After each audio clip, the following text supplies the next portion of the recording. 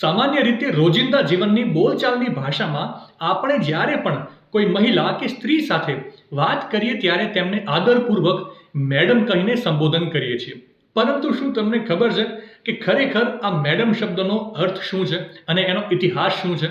ચાલો ત્યારે હું તમને ઝડપથી જણાવી દઉં કે અંગ્રેજીમાં બોલાતો આ શબ્દ ખરેખર એક ફ્રેન્ચ ભાષાનો શબ્દ છે.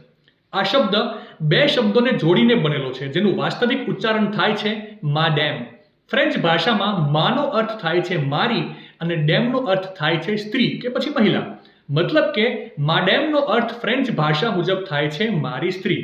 ચોક્કસથી અંગ્રેજી ભાષામાં અને હવે તો આખી દુનિયામાં આ શબ્દનો ઉપયોગ મહિલાને આદર આપવા માટે થાય છે, પરંતુ શબ્દના મૂળમાં વાસ્તવિકતા કંઈક અલગ છે. માહિતી સારી લાગી હોય તો રીલને વધારે શેર કરજો અને આવી જ અવનવી માહિતી માટે સંદેશ ડિજિટલ સાથે જોડાયેલા રહેજો.